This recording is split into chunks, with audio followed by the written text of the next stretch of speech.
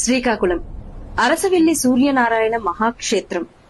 ద్వాపర యుగంలో సూర్యనారాయణ స్వామి విగ్రహం బయటపడటానికి అసలు కారణం ఏమిటో ఈ వీడియోలో తెలుసుకుందాం. ద్వాపర యుగం చావు బతుకులో నీటి కోసం ఎదురు చూస్తున్న ప్రజల రోదనతో బలరాముడు తన నాగలితో నేలను చీల్చగానే భూమిలో దాగి ఉన్న జలశక్తి నేలపైకి వచ్చింది. అదే నేటి మన నాగావళి నది. ఆ పవిత్ర ప్రవాహం పక్కనే ఈ నేలను రక్షించేందుకు శివుడు ఇక్కడే నిలవాలని బలరాముడు ప్రార్థించాడు. దేవతలంతా చేరి ఉమారుద్ర కోటిలింగేశ్వరుని ప్రతిష్ఠించారు.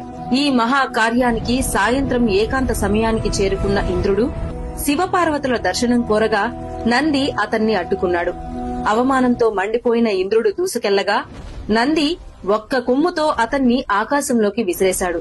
ఇంద్రుడు రక్తమోడుతూ నేలపై కూలిపోయాడు. అప్పుడు ఒక అగ్నిజ్యోతి అతని ముందుకు ప్రత్యక్షమైంది. అది సూర్యుడు. కలియుగంలో భూమిని రక్షించేందుకు నేను ఇక్కడే కొలువవుతాను అని సూర్యుడు చెప్పాడు. నువ్వు పడిన నేలను వజ్రంతో చీల్చు, నా నిజరూపం బయటపడుతుంది అని సూర్యుడు చెప్పారు. ఇంద్రుడు వజ్రాయుధంతో నేలను కొట్టగానే భూమి హృదయం పగిలిపోయింది. అందులోంచి వెలిగింది దివ్యమైన అరుణశిలతో స్వయంభూ సూర్యనారాయణ స్వామి. ఆ విగ్రహం వెలసిన క్షణంలోనే ఇంద్రుడి శరీరంలోని ప్రతి గాయం, ప్రతి నొప్పి ఒక్క క్షణంలో మాయమైపోయింది. అప్పటి నుంచి ఇక్కడికి వచ్చే భక్తులు కూడా తమ రోగాలు, బాధలు ఇక్కడే వదిలేస్తారని ఈ క్షేత్ర శక్తి నమ్మకంగా మారింది. ఇంకా అద్భుతం ఏమిటంటే ఏడాదికి 2 సార్లు మాత్రమే, మార్చి మరియు అక్టోబర్లో పొద్దున్న తొలి సూర్యకిరణం గర్భగుడి చీకటిని ఛేదించి స్వామి పాదాలపై పడుతుంది.